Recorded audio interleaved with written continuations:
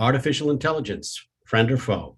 Are the recent and spectacular advances in artificial intelligence and machine learning a panacea for some of humanity's most vexing challenges?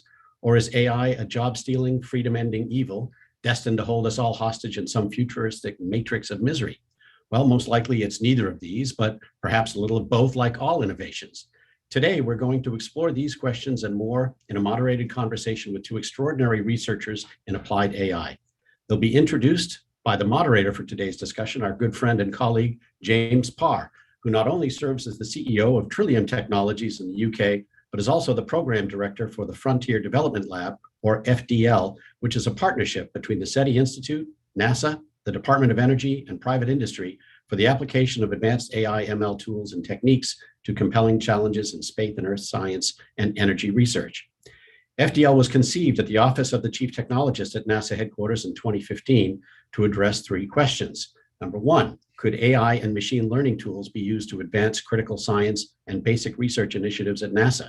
Number two, could interdisciplinary teams of AI and ML and science domain researchers work together in teams in a research sprint environment and achieve meaningful results? And three, would it be possible to engage private industry in a public-private partnership where private industry resources and expertise could be leveraged to support the program for mutual benefit? The SETI Institute was asked by NASA to lead an effort to answer these questions, and the result is the FDL program, now entering its 7th year, with projects addressing research challenges in planetary science, astrobiology, heliophysics, earth science, planetary defense, and astronaut health. Both of today's guests are alumni of the program, and in the context of FDL, we certainly see the positive benefits of artificial intelligence. So good morning, ladies and gentlemen, and SETI Institute friends the world over. Thanks for joining us for today's SETI Talk, AI, Augmenting Humanity for Good. My name's Bill Diamond. I'm the CEO of the Institute. For our regular SETI Talks attendees and new guests alike, let me remind you that if you're watching today on Zoom, you can post your questions using the Q&A feature that you see at the bottom of your screen, and we'll do our best to address as many as we can at the end of the panel discussion. I also remind you that we love to know where you're joining us from, so please use the chat function and tell us where you are. Before I turn the podium over to James, I want to let you know that SETI Talks is a production of the SETI Institute in Mountain View, California. It's made possible by the generous support of people like you. You can learn how you can get involved in our mission, support our work, or sign up for the newsletter online at SETI.org or sponsor a SETI Talk. Today's talk is sponsored by Cruz. Carl's a native of Puerto Rico and often visited the Arecibo Observatory there, visits that inspired his lifelong curiosity about space and what's out there. Although growing up in Puerto Rico, he attended college and graduate school in the US with degrees from Princeton, NYU, and Stanford. And just to continue his global exploration, he now lives in Berlin, Germany. Carl's been a follower and supporter of the Institute since taking a SETI course with Seth Shostak in the 1990s. Not only is Carl the sponsor for this morning's talk, but this is his second SETI Talks sponsorship, and we're extremely grateful. Unfortunately, he can't join us from Berlin tonight, but we thank him for making today's program possible. And with that, I'm turning the proceedings over to James, where I can honestly say there's nothing artificial about his intelligence. So James, take it away. I thought you were going to say about my background. I was like, no, it's not really. But yeah, thanks so much, Bill. And I'm really thrilled to be here. Not only because it's a subject we don't actually talk about enough, but we should, but also Siddha and Alex are some of my favorite people. And I was thinking it's not quite fair to call them alumni because it's a bit like, you know, the Jenga block that's holding the edifice together. You don't call that alumni. I think Siddha and Alex are some of our most valued faculty members, and we couldn't do it without them. And so really thrilled to be able to have this conversation. Again, we don't do it enough. And I think the other thing, and there's one commercial from me, and apologies for sort of being the purveyor of commercial messages, but we are very much in the business of trying to encourage machine learning and planetary scientists to join FDL this summer. And if you're interested in working on big problems from astrobiology to space weather to planetary defense, climate change, we'd love to hear from you. And you can join up on fdl.ai. And I promise that's going to be the only commercial break. Perhaps someone can put it in the chat. But without further ado, really just wanted to jump in introduced. Well, perhaps I'll start with Siddha. Siddha, you've been sort of quite sort of in awe of you, really, because we've been working for a long time, and but every time you do something, I'm still kind of amazed at the creativity and energy you're able to give to things. But you work at NVIDIA. That's right. That's your home. Yes, absolutely. And, NVIDIA breeds a really beautiful innovation culture. And I think that's where I really get all the creative ideas from. And it's a good opportunity to apply these AI applications or AI enhancements to all the incredible space technologies that we have. Planetary defense, as you said, is a good example. So yeah, it's a fun job and I keep on learning new things every day. And that image behind you, do you want to mention about that project? Of course. So starting in 2017, we started working on a project called the Camera for All Sky Meteor Surveillance. And that's basically a set of cameras that are situated all around the world, looking up at the night sky and monitoring how meteor activity is. And monitoring meteor activity and learning about the night sky not only tells us, of course, about the meteors, but that also tells us if there is an asteroid or a body that is headed our way. And some of you might know, just yesterday on January 18th, we had the asteroid called, I believe it's called the 1994 PC1, that came as close as 1 million miles to the Earth, which realistically speaking is not that close, but having eyes on the sky does give us all this information. And so this website that you're seeing behind me is a visualization of the meteors that we are tracking and mapping every single night all around the world. So check it out. It's on the SETI website at meteorshowers.seti.com. And yeah, it's a fun project to be a part of. So I was going to ask you, on your journey to becoming, I guess, an AI specialist, and I would call you a guru, but I don't want to embarrass you. Did you have a sort of moment of revelation? Was there a moment in your sort of, I guess, academic and professional history where we went, actually, this is important stuff? Like, did that happen to you at all? Yeah. So I think that was back when I was starting to do my bachelor's in 2011. AI machine learning was having sort of its resurgence. And we used to see a lot of audio recognition or what's happening in suddenly this computer system is learning to recognize cats. And I was like, what is this? Like, why would the computer system need to know what does a cat look like? And incidentally, during the summer, I was actually at my grandparents' house in Delhi. And, grandparents get old and they become hard of hearing. So I was like, why don't we put 2 and 2 together and develop something that's related to all this audio recognition and recognizing cats that AI system is doing, and try to build some kind of an application that my grandparents could eventually use. And so that eventually became my kind of a capstone project in my bachelor's.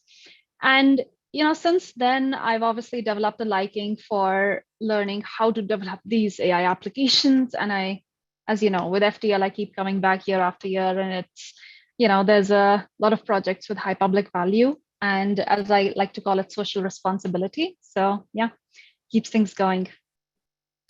Alex, you might have had time to ponder if I was going to ask the same question about this moment of revelation. I'm sort of conscious that I was going to call it a Damascene moment, but then I realized that because this is truly global, that there's this sort of language doesn't quite work on a global scale. But yeah, I'd love to hear what you think. Yeah, for sure, and appreciate the translation because it didn't even work on this kind of 1 degree of separation. Yeah, so that kind of Damascene moment really kind of occurred a few times, really back in grad school for me. One of them was actually the summer I was doing an internship before grad school at NASA Ames down in the Bay Area. And that's when I was back focusing on spacecraft engineering. And I remember meeting some of the computer vision experts that went on to found the company Clarify that's now here in New York. And that was one introduction into just the power of building systems and scaling up systems to kind of unlock different bottlenecks as you kind of cross these thresholds of scale.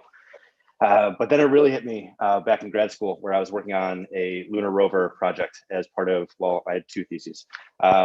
And this was with the Google Lunar X Prize. And I ended up developing some of the mobile path planning algorithms for the rover, from the lander to the goal site and some of the inspection areas, and how to intelligently balance sunlight and temperature and incline and risk and hazard from the different types of terrain.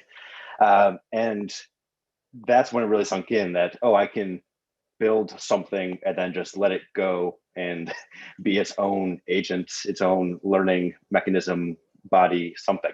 And coupled with the ability to iterate super quickly with software instead of what I was traditionally working with, was machine shop, doing satellite components, developing different types of rocket fuels and propellants that takes months to years to iterate over. I was immediately hooked. And since then, it's been, a accelerated, long journey in different capacities of AI. So that sounds like early simulation intelligence. I haven't sort of deliberately didn't introduce you in those terms, but I was wondering if you just wanted to mention a little bit about the institute you've set up. Yeah, absolutely. So this is a concept, a field, hopefully a paradigm, if all goes well, for the next few years or decade, that we're calling simulation intelligence. And we is my company and our supporters and partners, but also an immense group of collaborators from places like Oxford and MIT and NVIDIA and NASA and Department of Defense and so on, where this is really the integration or the merger of artificial intelligence, simulation, and scientific computing in specific ways where they can really synergize, though. It isn't like a simulation environment to train reinforcement learning algorithms that you might see with DeepMind or Google or OpenAI or so on. It's more of how can we use intelligent agents in silico and let them run experiments or test hypotheses, or even just accelerate our models in simulation as test beds that represent real world systems, real world processes. So then we are better able to ask questions in the real world and run real experiments and iterate over hypotheses that way. So this area of simulation intelligence, we're applying it to, at all scales, from particle physics and nuclear engineering to socioeconomics and systems biology and epidemiology, climate science, space weather, astrophysics, everything in between.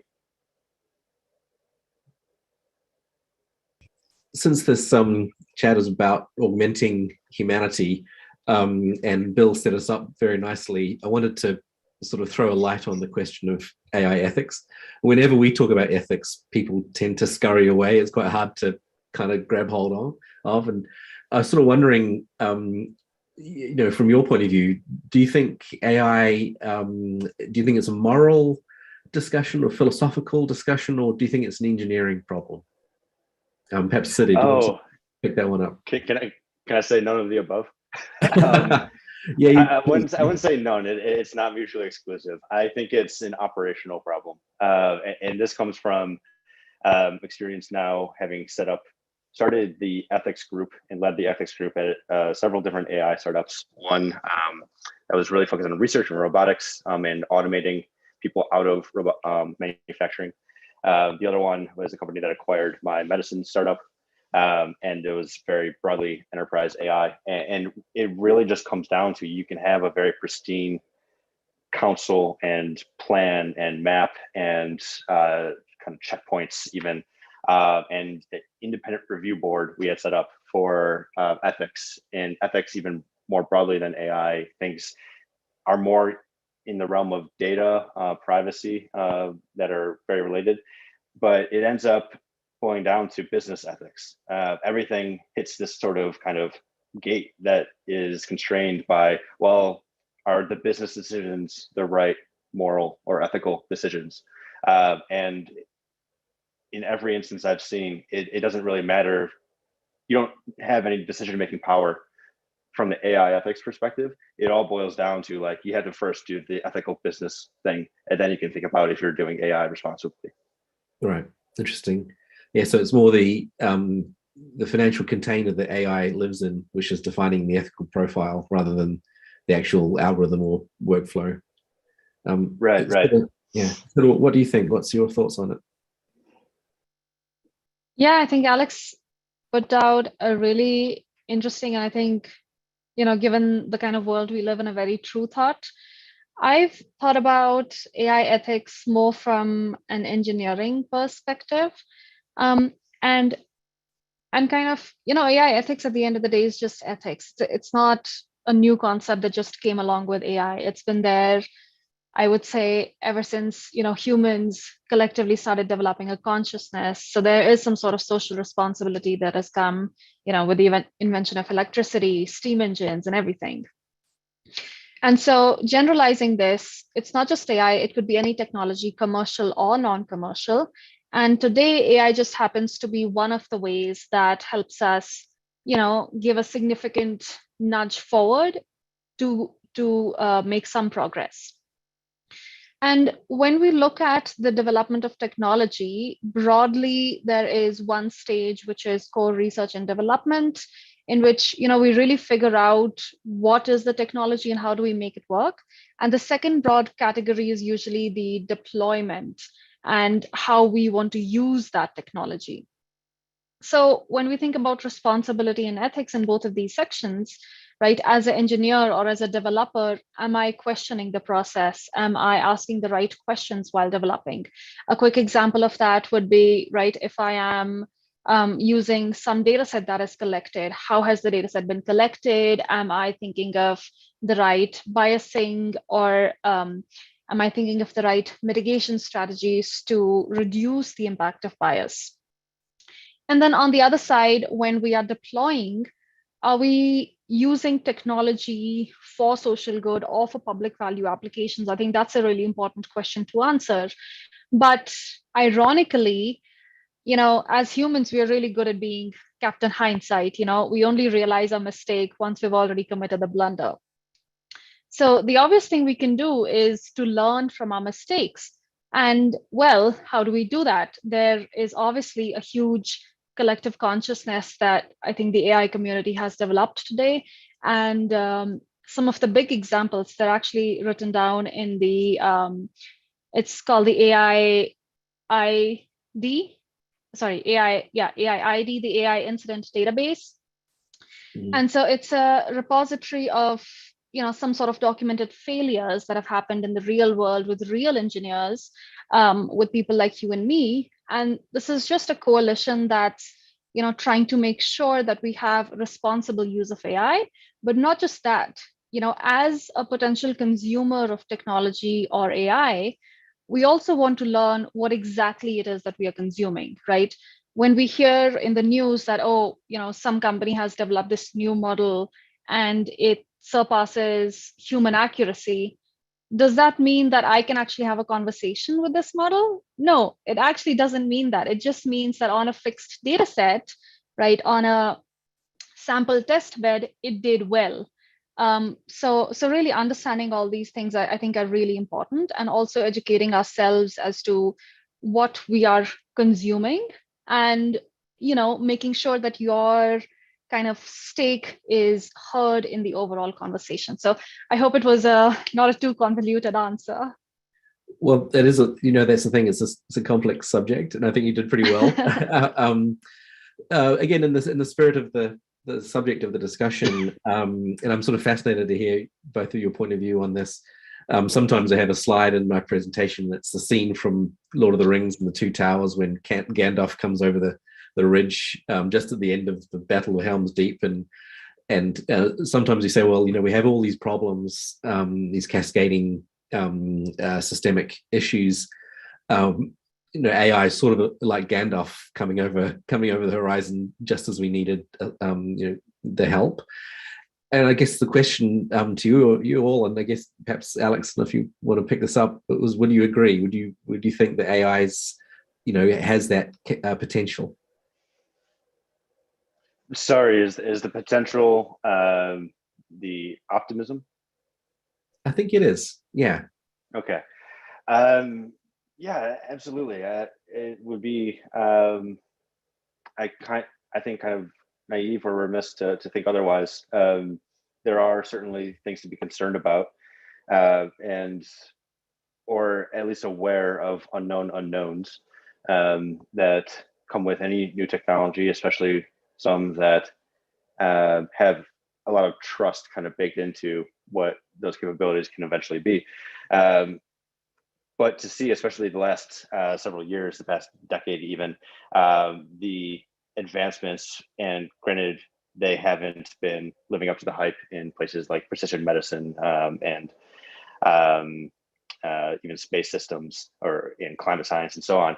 But the advancements, the progress that has been made, the results in the way that it's been transformative for many scientific endeavors is just enough proof to say that we would be stuck in not dark ages, but without these technologies, in a very small subset of the space of knowledge and understanding that is possible. But we can expand that space exponentially. So yeah, definitely a lot of optimism. Siddha, is AI Gandalf?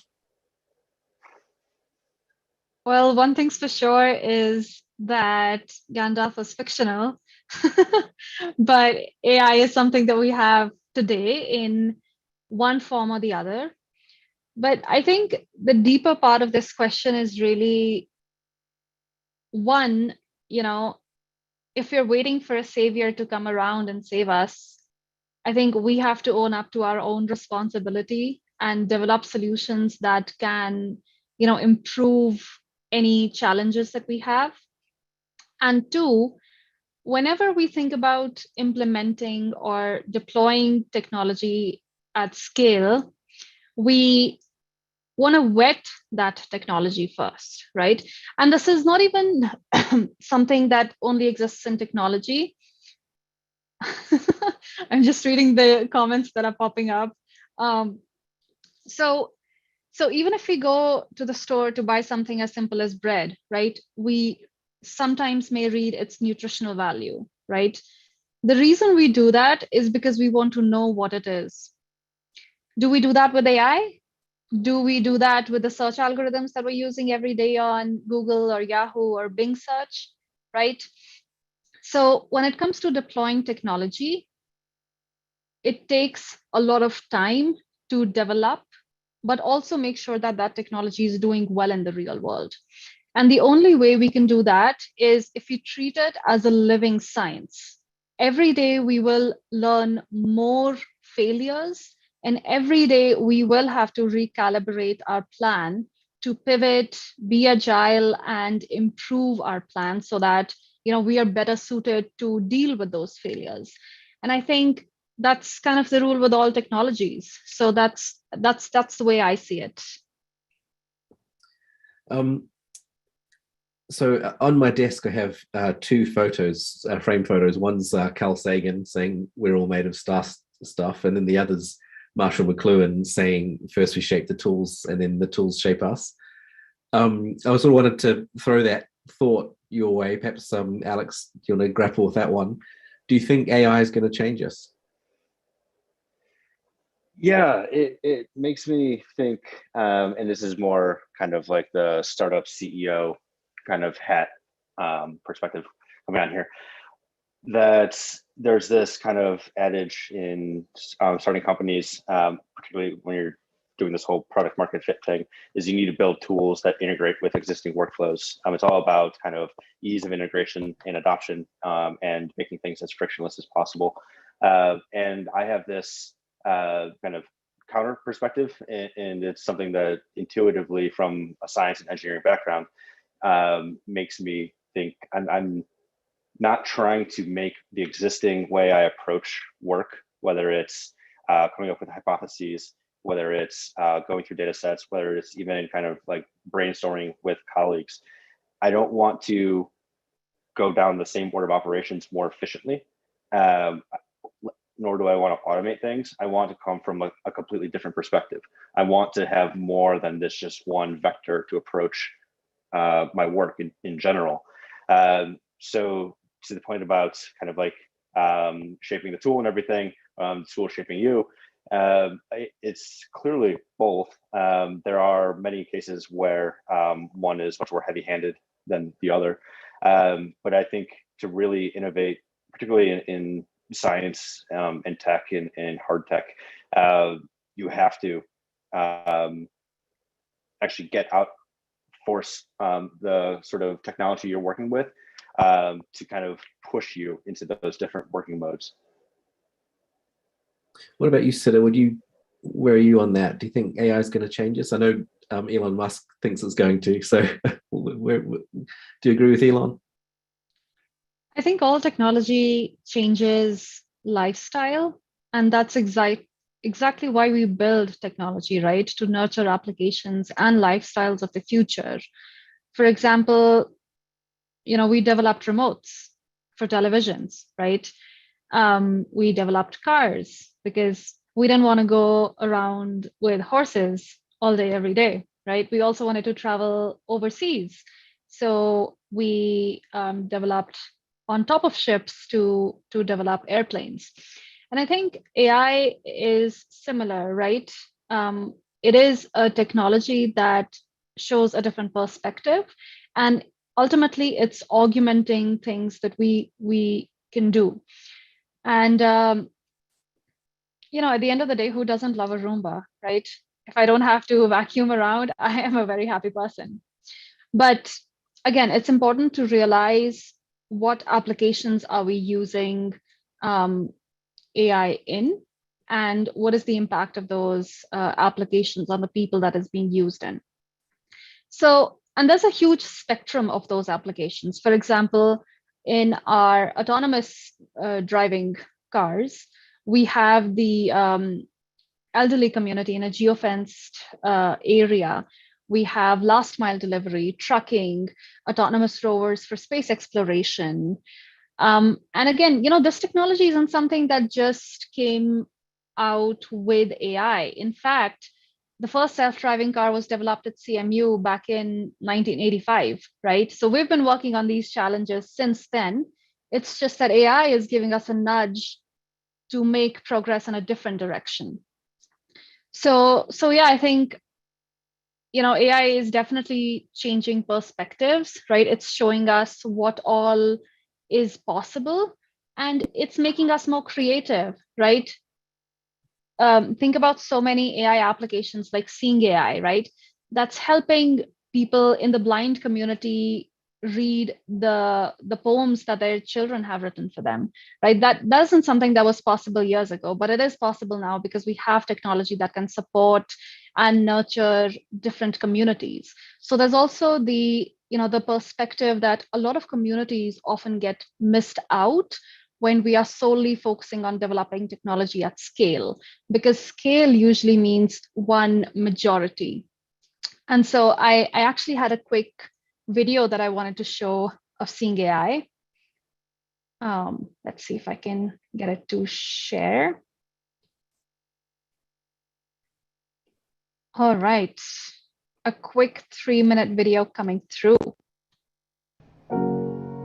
My take on life is that life is definitely there for the taking. What you put in is what you'll get out. Two things important to me in life are family and music. They both play a huge part in my life.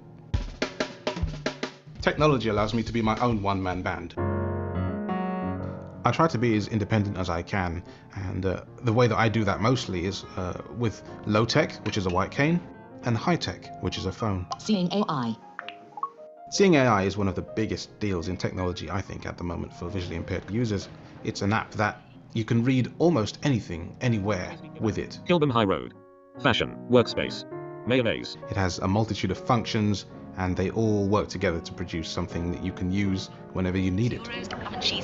It might even be considered to be a Swiss Army knife of apps. Of all the parts of Seeing AI, I really do think short text is the biggest of the game changers. Northwest 6. Because I've never seen anything like that in any other app before. And I like being in the back of cabs or in buses and pointing it out the window and seeing what I pass on the way to places. Mobile phone NC 4000 services. One of the greatest things about short text for me is that if there's no one else in the house, I can sort the post into who's who. Mrs. K. Louis. Mrs. Kirsten Louis. So I don't open my wife's post and she doesn't get cross with me. Package. Yo, voilà, Andre. My man Alex. Good. One fella. Blessed. £20. That's really cool. Currency is a very useful channel because sometimes it's very difficult to know what notes actually are. So with currency, I can detect that straight away. £5. Job done. 2025. Well done. Scene preview. Scene is actually really cool. It's quite descriptive, really. Processing. A store filled with lots of different types of fruit. I think that's pretty amazing. Terrific. In my view, one of the best parts of Seeing AI is the ability to read pictures from social media. Because so many times someone will send me a picture of something that I cannot understand. So I will share that picture to Seeing AI. Scene. Probably a group of people sitting on a bench in a park. And then I'll get a description of what it is. Person. 8-year-old boy with black hair looking happy. 7-year-old girl with brown hair looking disgusted. And it's changed how I can view social media. It feels like I can participate Like, reply. far more than I could before. Thank you for sharing. Handwriting preview. With Handwriting Channel, I was actually able to read a card from a family member last year. That's the first time I'd actually been able to do that without help. Dear Dad. That was Alice very worked. good. We can tell if Jake's been writing well if the handwriting tab can recognize it. That's good proof, really. We love you, Daddy. XXXXXX. We've got lots of X's. The effect of having Seeing AI to hand all the time is like having somebody who can see in your pocket. 34-year-old man with a beard wearing a hat looking happy. Why not? There is so much more that I can do now that I couldn't before. You've grown up. I used to be nice. I think Seeing AI really is a huge technological step down the road, and I hope that we can continue down a road like this for many years to come. So yeah, that's one way how people are being creative and using AI and obviously software technologies to really empower a lot of the communities. And I think in the future we'll see more and more amazing applications like this. Oh, I think you're on mute, James. Oh, am I? I can hear you now. Yeah, that's so awesome. My daughters are learning to read at the moment, so I can't give them that out because otherwise they'll never learn. But that's awesome. I think it's fair to say, well, certainly, hopefully the sentiment is that we are tech optimists. But I guess the last question, and since this is a SETI talk, and I think perhaps we should talk about more cosmological scale things. And of course, SETI is the home of the Drake equation, and at the end of the Drake equation, I don't have to tell anybody on this call, is the L variable, which I'm going to mangle the actual definition for it, but basically describes the lifetime of a civilization and its ability to communicate with another. And I guess my question to you both is, in the context of our, I guess, cosmic maturation in the Milky Way, what do you think what's the role for AI? Do you think it's going to play a part?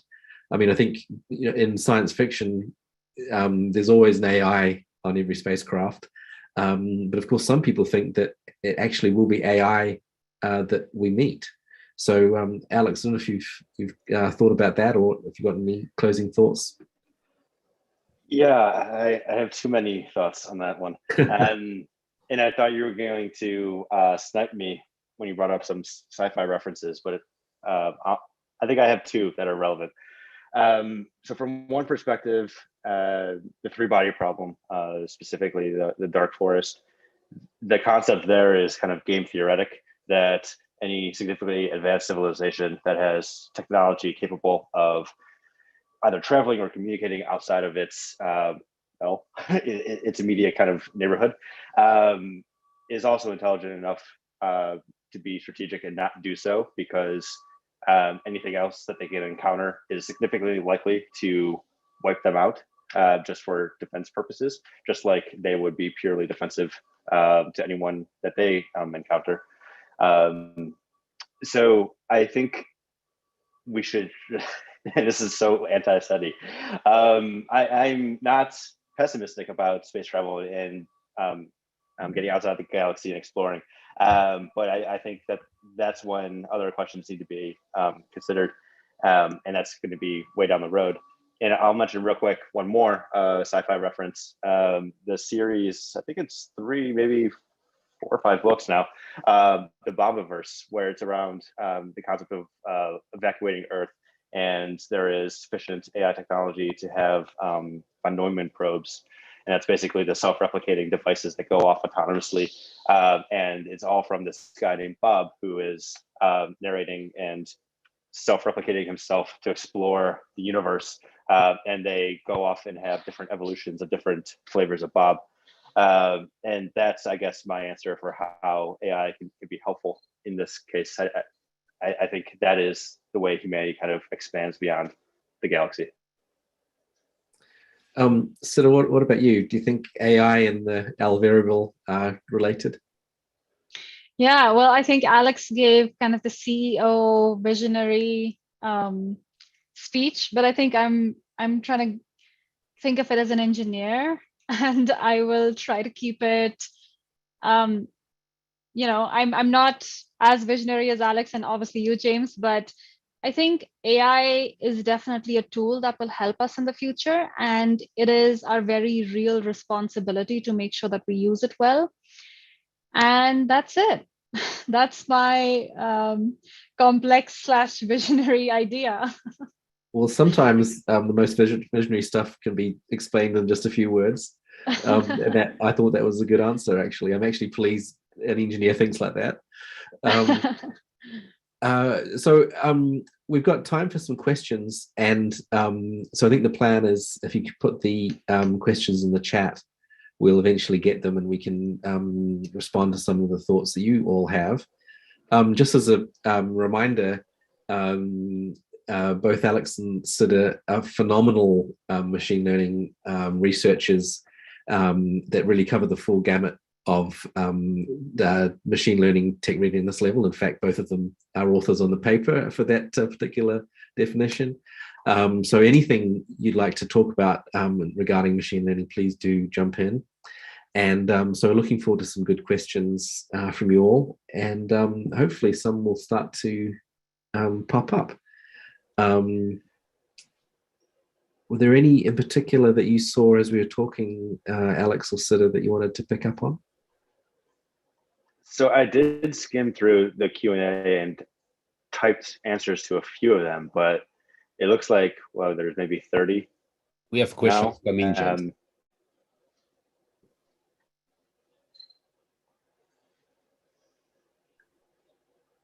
So James, Frank and Rebecca will have been moderating the Q&A for questions, so I think they can help you out with posing those questions on behalf of the audience. That would be great. Frank and Rebecca, are there any in particular you like the look of?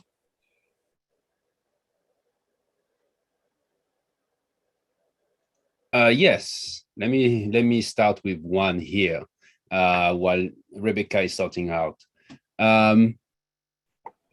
So someone, very general question. Someone is asking, someone is starting computer science, studying computer science, and want to study AI and ML, and asking what kind of classes, how this person can get better and quickly train to catch up on this new technology.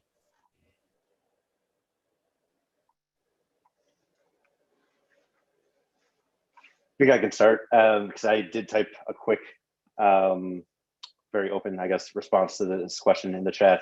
I recommended Peter and Norvig. That's just like the fundamental AI textbook that everyone reads, whether you're studying it on your own or in university. And that, I think, at least for me, was very motivational, inspirational. to then go on and dive deeper into rabbit holes. I would say though, it's good to kind of take like a holistic view of all the open courseware and YouTube videos and everything that's out there. In open source, it's overwhelming how much material, and then just try to chart your own course and keep exploring what interests you, and try to define certain challenges or problems, or pick up little problems and then try to build up your competency to understand and approach them. Siddha? Yeah, I think what Alex suggested is basically what I would also want to say. Start by read my book. Again, I know you're too modest. I should have said that. Yeah. Yeah, absolutely. Like James said, practical deep learning. That's the name of the book. But really, what you want to be doing is going through some examples so that you can learn by doing, and that's exactly how you kind of expand your portfolio of knowledge. And incidentally enough, that's what we describe in the book as well. So there's really no theory there. It's all like, okay, I want to build a search engine. How do I go about doing that? If I had 30 minutes, if I had a year, if I had 2 years, how would I build and optimize and get every performance percentage out of this system? So I think that's the idea that I would encourage. We've got some nice questions coming in, and I guess related to the big stuff we were chatting about. I think it's important. This is a great question, actually. The speculations about the ultimate limitations of AI. Is there a ceiling? Some people talk about an AI winter. Do you think that's justified? I think Siddha wants me to go. Or no, go ahead, please. That's a good question. We don't know what we don't know. So we've just got to, exhaust every single thing that comes along and see what are the limitations that we can hit against. Right now, a major challenge in AI in general is how can we transfer information from one model to another? For example, if I train a model that does visual question answering, I cannot really use the same model to do text-based question answering. So how can I do kind of interpretability between such models? I think that's a really interesting challenge, and I think it'll help us get to the next level of AI. What do you think, Alex? I'll take the philosophical stance again, where if you look back in history and study science and even the science of science, and there are many times where the prominent people in a given field say, we've figured out everything, there's nothing left to discover, there's nothing left to invent. And this was like some of the leaders in alchemy were saying this before people even discovered or figured out chemistry. Let alone how to use it in practice. Same thing to be said about steam engine. And surely the same thing is true about space travel, exploration, artificial intelligence, machine learning.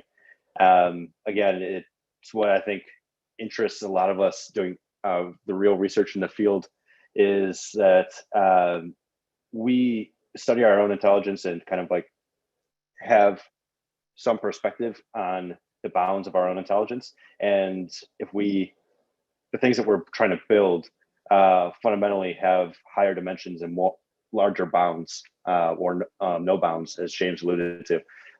So that's kind of like why a lot of us even do this in the first place. Again, because it's a SETI talk, we should talk about SETI. Do you think a quantum computer might be able to communicate with higher intelligence, perhaps even aliens? Do you think it's a useful tool for communication with ET? No.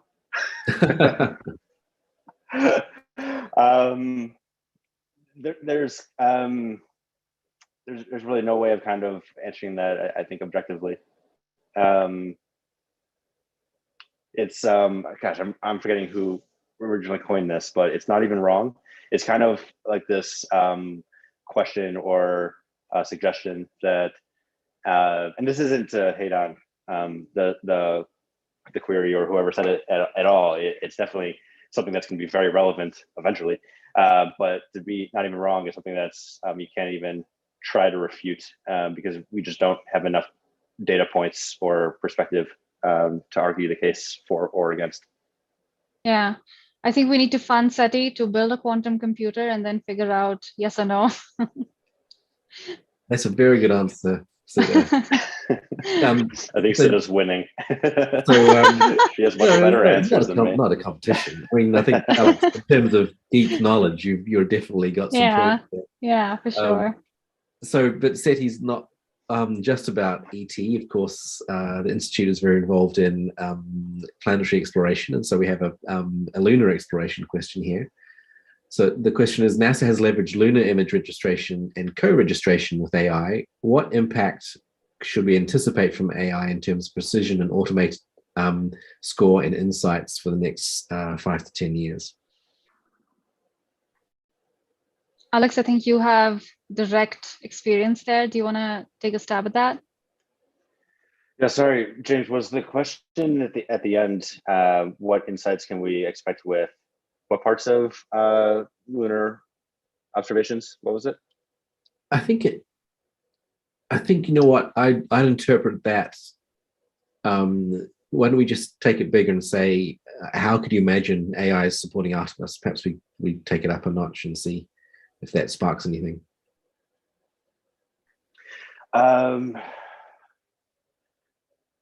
Well, one, I can give a practical example. I'll probably steal what Siddha was thinking as her engineer answer, where this is from not just one, I think a series of FDL projects in the past couple of years, where it's ML on board is kind of the general theme or the concept, and the ability to put machine learning models and algorithms on the actual hardware, computer hardware that is, in satellites. And the challenges with that are, I mean, non-trivial, very immense with the power requirements, that even the size and the storage capacity and everything. And what that enables off the bat is things that could be simple like compression and data efficiency, but really being able to take observation satellites that can have immense data loads from the images that they bring in, and rather than trying to communicate all of them, and then doing some sort of filtering and sifting through the noise to find the signal on Earth, and eating all the costs of transferring that data, being able to process that on board and send just a small fraction of that data is significant resource savings, and opens up more possibilities of, oh, we don't need to transfer X amount of data for this mission. We transfer like 0.1x. So now we can try these other missions that were previously over budget.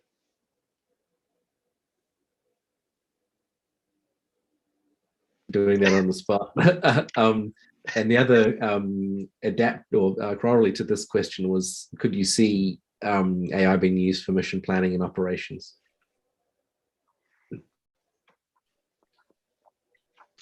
Do you want me to answer that?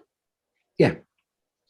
Yeah, so I think as part of the Frontier Development Lab, we've had a series of projects which have, okay, so let me try to put Alex's visionary hat on and see if I can explain this better. So let's say we put a rover on the moon, right? And we want to look for some metal resources or some specific resources. How do we know where to go, right? Example of that on the Earth would be, okay, I'm sitting at home, I open Google Maps, I put in, okay, I'm looking for a market where I can go buy XYZ.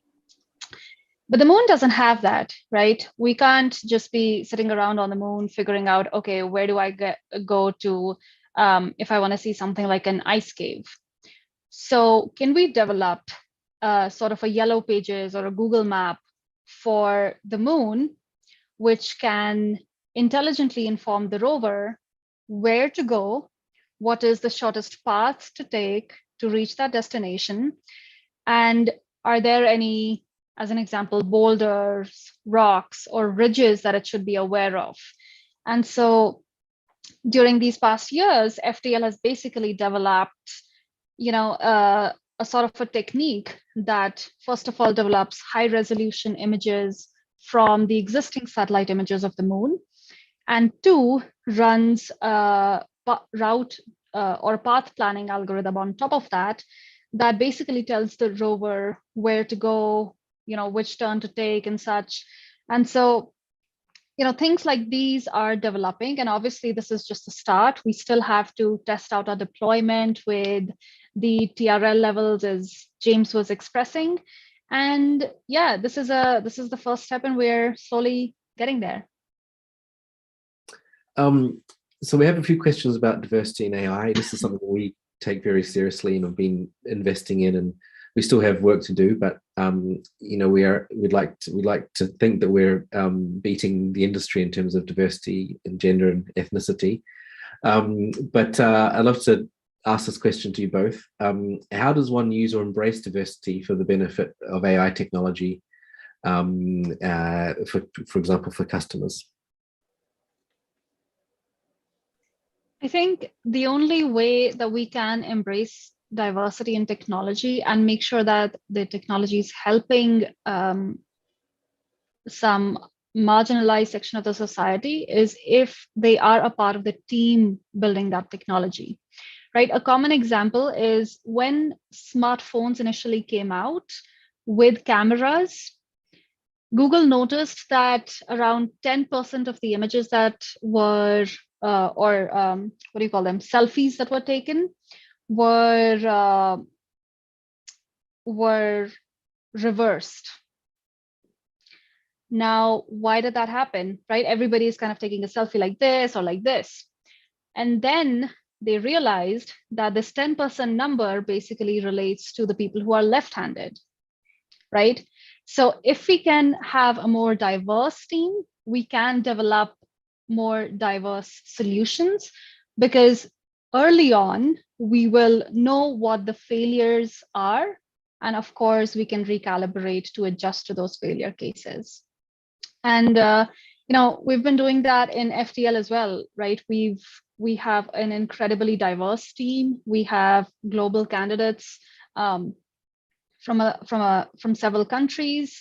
We also have, in our Space ML program, we even have high school students who are, giving us really innovative solutions that I think I'd like to think I'm old now to think of.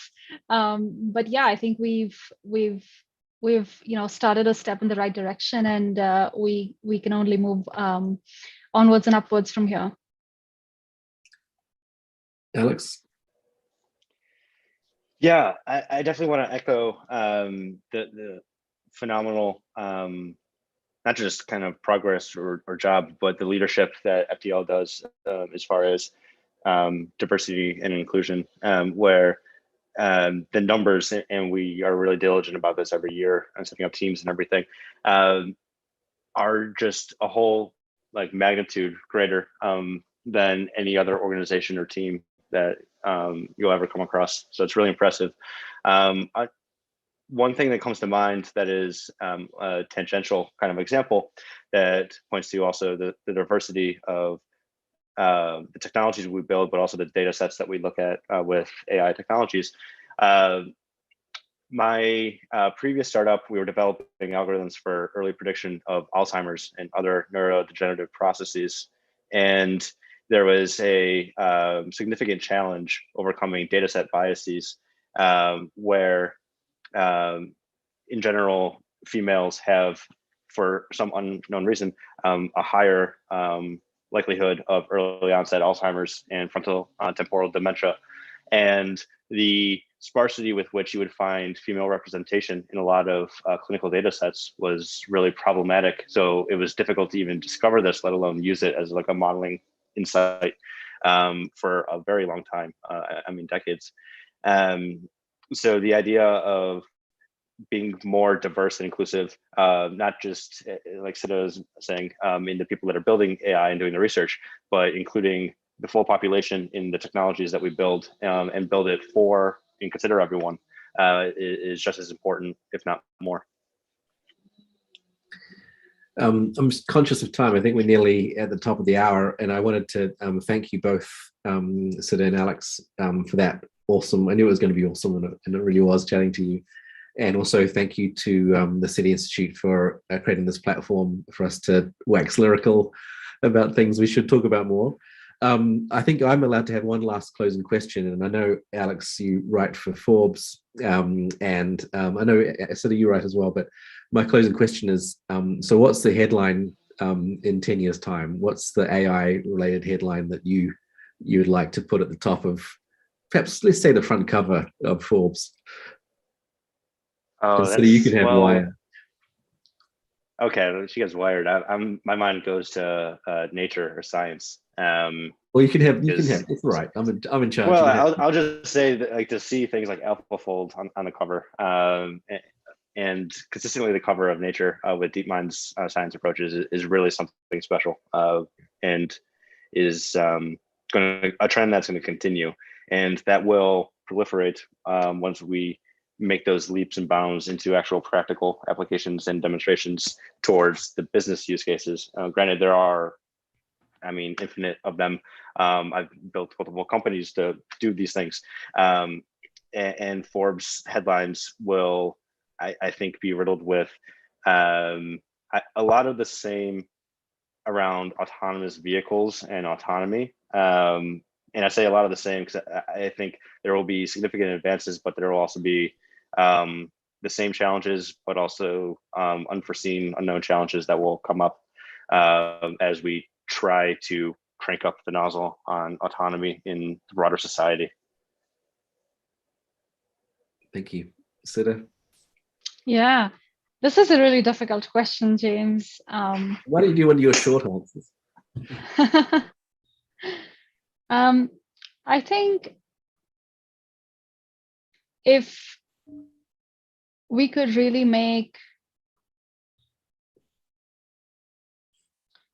if we could develop AI applications to help detect or monitor signs of, let's say, depression, I think that would be something really impactful, because there are always kind of like hidden cues that, people don't really see, but they still exist. I think things like that can have a huge potential impact. So yeah, something like that I think would be pretty cool. Yeah, wonderful. Well, on that note, thank you so much. That was a thrilling experience to have that discussion. And again, really appreciate you taking the time. And with that, I'll hand the mic back to Bill. Great. Well, thank you, James and Alex and Siddha, for absolutely wonderful and enlightening conversation. And thanks to our audience for all your great questions. I only wish we had time to address them all. But I think, today's conversation was particularly interesting and engaging. And of course, from my perspective, the opportunities and the potential for AI to be doing good things and impactful things along the lines of many of the topics that were discussed today is really as boundless as the human imagination. So, it's like any innovations. We've talked about the internal combustion engine and all these other inventions, and both the good and the bad that they bring. Think of the cell phone, and the bad things of people texting in cars and walking their dog with their head buried in the cell phone instead of enjoying the experience. Those are the downsides, but the positive sides are things like the amazing video that we saw of the gentleman with the sight impairment whose life was transformed by the combination of AI and smartphone technology. I mean, I was practically moved to tears in that video, which was wonderful. So thanks for sharing that with us. In any case, clearly AI and ML is a topic of global interest. We reach more countries today than our usual talk. We reached more countries today than we did states. We had people from 30 different countries joining us again. And I think that, once again, this worldwide community proves that our curiosity unites us all as human beings. Doesn't matter our language, our gender, our race, or ethnicity, or indeed, regardless of our intelligence being natural or augmented. So I think there's proof positive here.